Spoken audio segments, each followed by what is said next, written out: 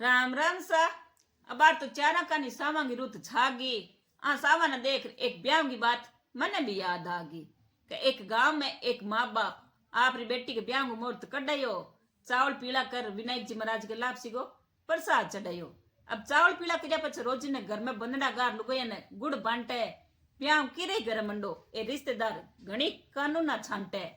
ए ब्याह वाले दिन तो घणे भेगा जावे। बे माँ बाप बान बैठा रहा अपनी बेटी का हाथ पीला करावे। रात जो गळे रात तो पूरी रात घणा ही नाच्या। कने ढोल थाली तो कने डीजे माते गाना बाज्या। बा माँ बाप ने आप बेटी के ब्याह रो हो घणो कोड। बार ने आगे बारात आ गई और बारातियां पटाखा दिया छोड़।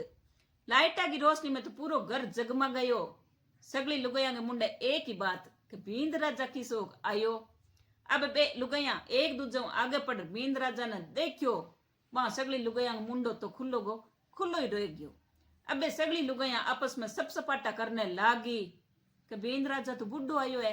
अब बात बींद राजा के सासू माँ कने आ गई। अब भी सासू माँ के तो कालजे झाड़ उपड़न लागी। एक बूढ़ी बडेरी लुगाई की बात भी सासू माँ के दिल ने छुए। बाप प्यारू समझावे भी सासू माँ ने कि बेगा सा फेरा खुआ दो। बींद राजा जी तो पल पल और बुढ़ा हुए।